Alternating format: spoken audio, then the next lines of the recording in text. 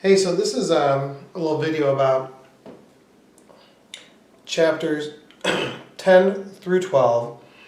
This is the practice multiple choice. I asked you earlier today which ones of these you really were still stumped on or really didn't get. I got a variety of responses. It looks like there's about 1, 2, 3, 4, 5, 6, 7, 8, 9, 10, 11, 12, 13, 14, 15, 16, 17 out of the possible 31 that you have questions on. I'm happy to do some of these. I'm going to try to just blaze through them and see what I can do. I haven't exactly practiced. These are going to be a little off the cuff, so hopefully this makes some sense. If it doesn't, it'll bring up more questions. Here's number 2. So hopefully you have this in front of you. So it has some sort of rigid rod here. And then near the top it's got another rod here. It's got a ball on the end and a ball on the end of this one. And then below that it's got one that's even larger.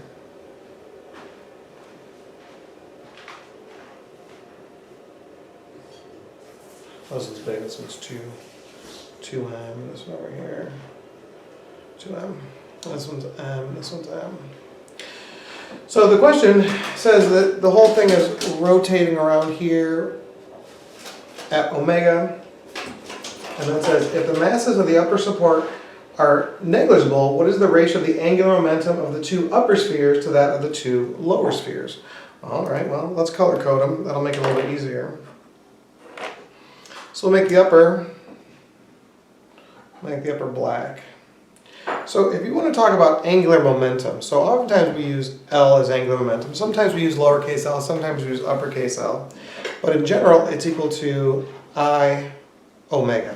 So just like linear momentum is mass times velocity, angular momentum is moment of inertia times the angular velocity. So one of the things we're going to have to do for the upper is we're going to have to figure out what is the I value.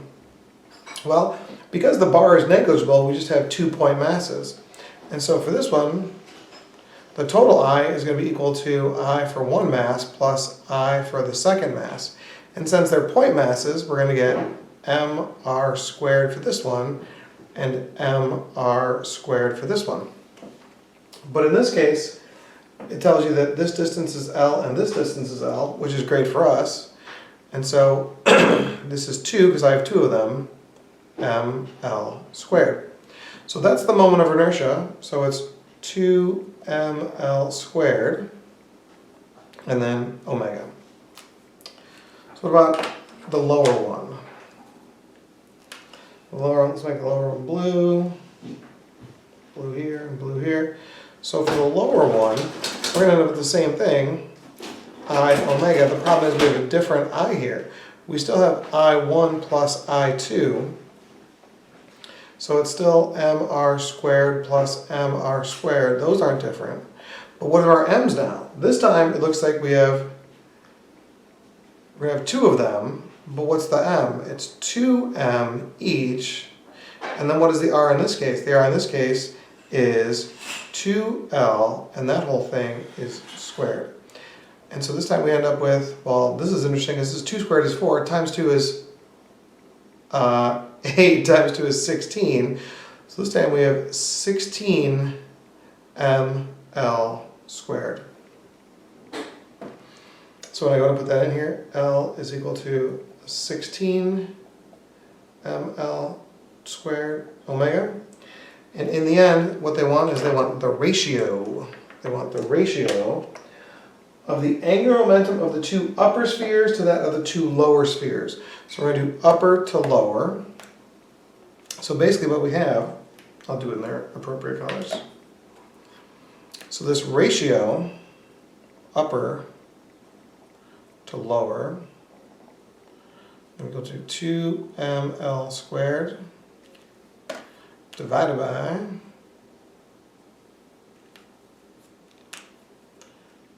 16 ml squared. And oh, actually these have omegas on them, don't they? Right, because we want the moments of inertia, so that's omega. And this one's omega here. And this to me This to me looks like it's a, if I had to guess, this looks like a 1 to 8 ratio. I can see that that is an answer, so I'm assuming that that is the correct answer. So there is number 2.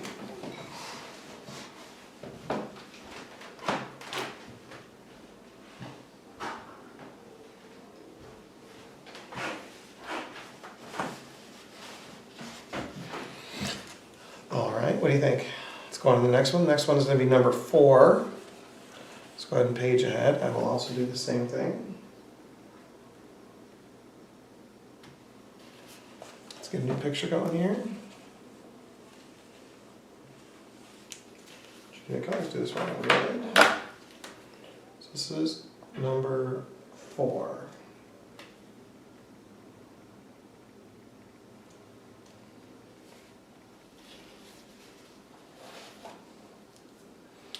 So number 4 we have, looks like something similar to the last one, where we have a rod of negligible mass here.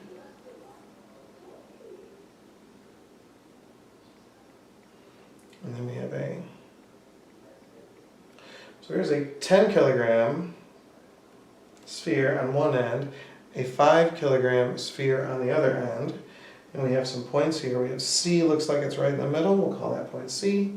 A little bit over here, point B. This is A at this end. This has got to be D here, and this has got to be point E over here. So we have our 5 points here.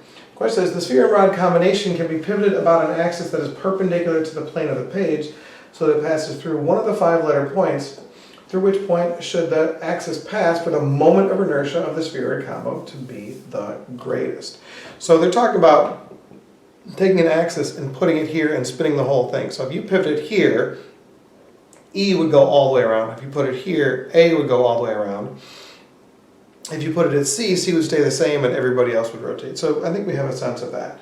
So the question is, how can we make the moment of inertia be the greatest? Well, moment of inertia is a concept. If it was a point mass, the moment of inertia would be mr squared. And so trying to pivot this somewhere, we know the masses don't really change, so how can we make the mass the greatest distance away? So there's a couple ways to do this. Now remember, if you double the radius and it's squared, that's 4 times. So if you put it here, we have a mass here and a mass here. If you put it here, well, then this mass is really great, so we're going to have to get a sense of it. So let's think about it this way. Where can I put it so that the I is going to be the greatest? Well, because the rod itself is of negligible mass, we're only dealing with these 2 guys right here.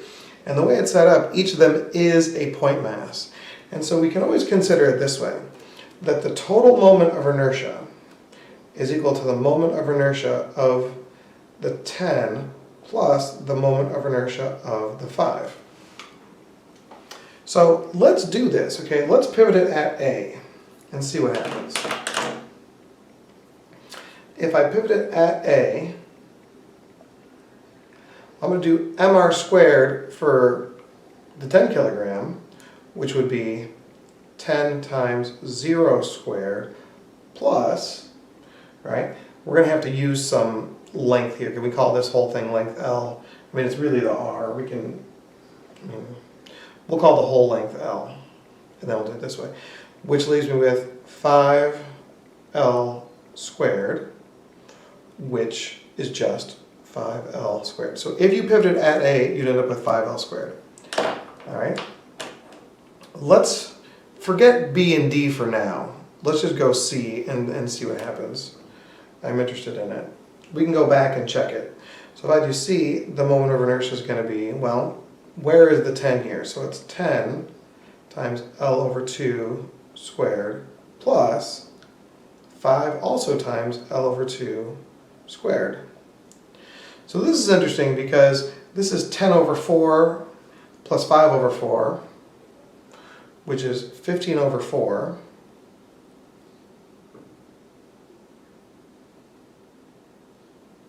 Now, 15 over 4, I mean, that's like 3.75. That's less than this one. So I'm under the impression that putting it in the middle here, because it's less than this edge, that's not good. Because what we're doing is we're actually bringing, even though we're adding the second mass, we're actually bringing the radius in, and the radius is squared. That matters more. Let's do E and see what the E situation is. So the 10 is so this is 10 L squared plus 5 times 0 squared, and this gives me 10 L squared. And I think that it's pretty clear from just this that neither B or D could even match this. And we could do the math, but I think if you look at this one, it's pretty clear that pivoting it at E, because you're really maximizing the R distance, is going to be the most important. So that's number 4. I think the answer is E. Cool. Next one's number 7. Okay. Get number 7 started.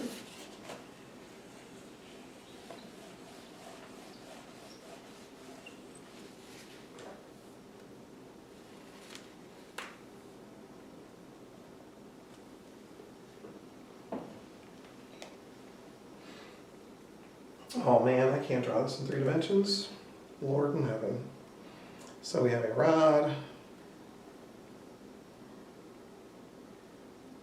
Here's my rod. And on the rod there's a flywheel. There's just no way, but I'm going to try anyway. Okay, so here's my flywheel.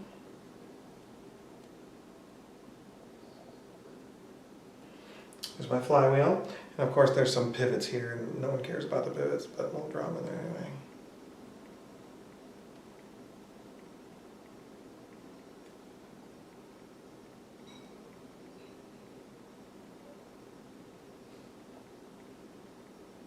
Okay. So we had some points here. It says an ant of mass m clings to the rim of a flywheel radius r as shown above. The flywheel rotates clockwise on a horizontal shaft S. There you go, horizontal shaft S with constant angular velocity omega. As the wheel rotates, the ant revolves past the points 1, 2, 3, and 4. The ant can adhere to the wheel with as much force as its own weight. The ant can adhere to the wheel with a force much greater than its own weight.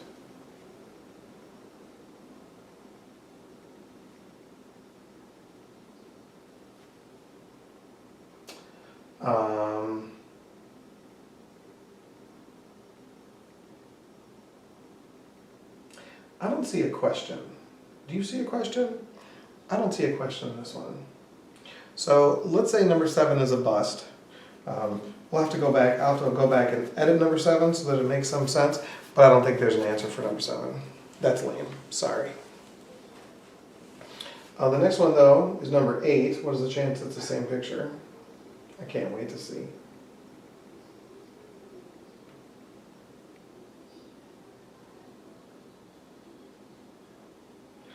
So it is the same picture. We only actually need it from the side. So this is number 8. If we draw the flywheel here, okay, if we draw the flywheel here, this is position 3 down here. It's down here at the bottom. 1, 2, 3. This is position 2 here. Is that position? Got to be 1 at the top. Position 1, and then 4 has got to be over here. So okay, so here's our 4 points. And this is spinning. What is the magnitude of the minimum adhesion force necessary for the ant to stay on the wheel at point 3? That's fantastic. So let's talk about point 3 for a second. If this is the ant, and he is on here like this. Here's my ant. There he is.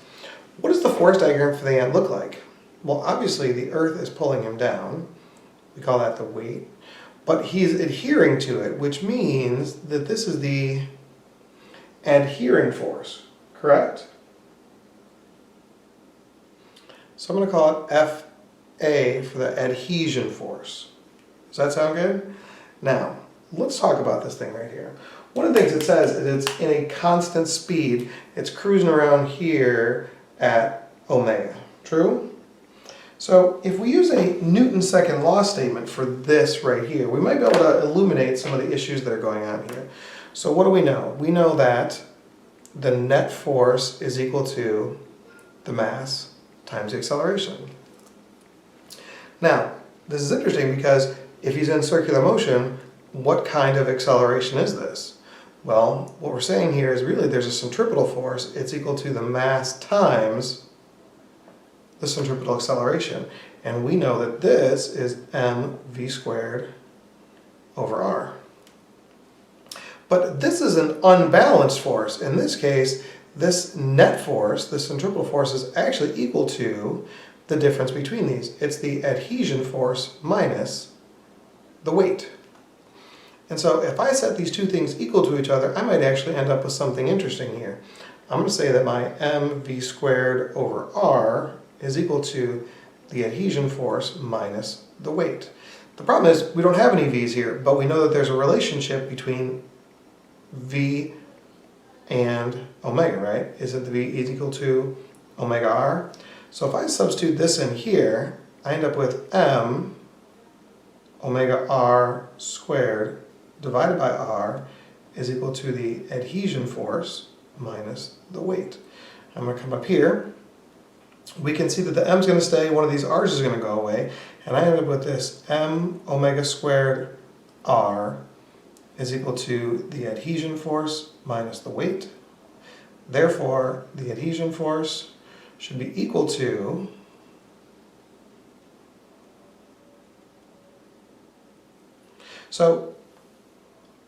he would have to hold on with the centripetal force plus the weight. And hopefully that is an answer. I see that it's m omega squared r plus mg, and that is the answer E. All right, the next problem is 9. Next problem is 9. So we're going to bring up 9 real fast. Get rid of this one.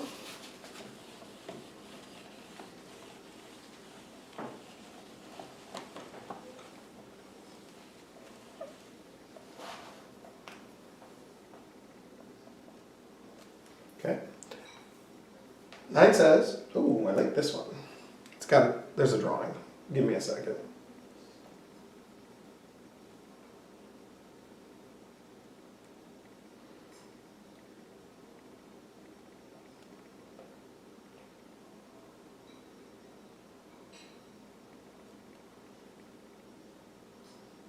So this is a balance problem. So when I look at this, I know that we're going to have to balance out some torques here. That's what I see coming down here. Is like, this is definitely going to be a balanced torque problem. Right? But this is interesting because I have M2 and I have this little M over here. And this one is balanced also in the same place. Where this is length 1, this is length 2, this is length 1, this is length 2. Okay, so clearly the torques need to be balanced. And so what we're going to do here is we're going to use a distance times force. It's an R cross F to get the torque here and an R cross F to get the torque here. We know they balance, and we're going to actually go a little shortcut here. It says, what is the value of little m in terms of the known masses? So basically, what we're trying to do is say little m equals, and then we need to get this. So let's do the torque statements. It'll be nice and easy. Since these balance here, I know that L1 little mg has to equal L2 m1g. Now the g's are going to magically disappear, and I'm okay with that, so let's just let it go. For now, let's write the same statements over here. I have L1 m2g has to be equal to L2 little mg. Now, the thing about this is that we know the torque is actually R cross F times, or so it's RF sine theta, but the R is perpendicular to the F here, so I left them out because I know sine of 90 is 1. So the thing is, I want to solve for little m, right? I want to solve for little m here. So the thing about this is that if you look at the answers here, there are no L's anywhere. So I think the easy thing to do would be to solve for one of like L1 or L2 and then put it in the other equation, because if you do that, you can get the L's to go away. So let's solve for L1 over here. And the G's are going to go away. So L1 is equal to L2 times M1 over little m. And if I do it on this one, L1 is equal to L2 times little m all over m2. Now, since this is L1 and this is L1, I can probably set them equal to each other. So that leaves me with L2 m1 over little m has to be equal to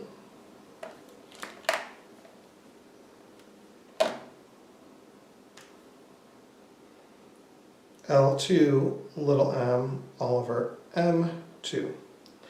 And now we can see we can divide both sides by L2. Those magically disappear. I'm going to get my little m's on one side, and I'm left with something interesting. I'm left with m1 times m2 is equal to little m squared. So little m should be equal to the square root of m1 times m2. Let's see if that's an answer.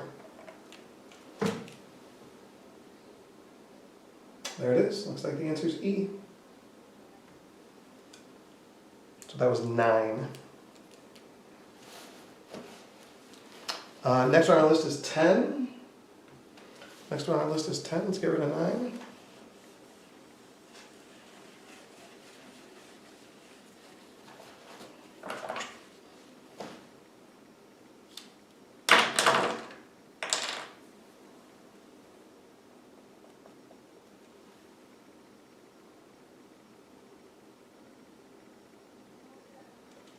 A 10 says, a bowling ball of mass m and radius r, whose moment of inertia by the radius is 2/5 mr squared, rolls without slipping along a level surface. The maximum vertical height to which it can roll if it ascends an incline is, oh my gosh, how many times have we done this problem? Whew. Now this could be one of those where, you know, I marked the answer wrong and you guys are like looking at me like, why did we know how to do this one but the answer doesn't make sense? So let's just see. So here we go, here's our bowling ball. It's going to roll, it's going to slow down as it goes when it gets to its highest point, right? The velocity is going to be 0, and it wants to know to what vertical height. So a couple things it says here. It says mass is m, radius is r, okay? The moment of inertia, because it's a solid sphere, is 2/5 mr squared. It rolls without slipping with speed v, so it's going this way with speed v. Perfect. It wants to know how it can go. This is clearly an energy problem. So what do we know about the energy? Well, we know the initial energy has to be equal to the final energy. But here it's rolling. If it's rolling, it has kinetic energy, but it has rotational kinetic energy plus translational kinetic energy. And what's the final energy? It's all gravitational. So this is 1/2 I omega squared plus 1/2 mv squared is equal to mgh. A couple things are going to happen here. We're going to substitute, and we're going to make two substitutions. One, we're going to substitute this, I is equal to 2/5 mr squared, and because this is omega and this one's v, we're going to use our idea that omega is equal to v over r, and substitute that in here. So I end up with 1/2. My moment of inertia is 2/5 mr squared. The omega is v over r. And this is all squared, don't forget that. Plus 1/2 mv squared is equal to mgh. So let's simplify. This is 1/2 of 2/5. So that's 1/5 m. This r squared is going to somehow magically disappear with this r squared here, and you're just left with v squared plus 1/2 mv squared is equal to mgh. We're going to let the m's magically disappear. We're going to add these like terms. 1/5 plus 1/2. Well, if we put these in terms of 10, this is 2/10 plus 5/10, so we end up with 7/10 v squared is equal to G, H. And so H is equal to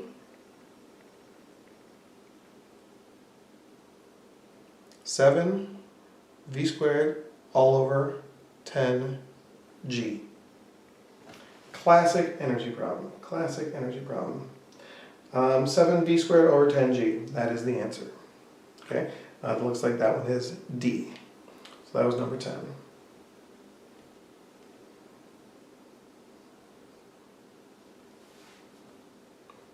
I'm going to pause. I'm going to pick up here in just a moment, but we're at like 25 minutes.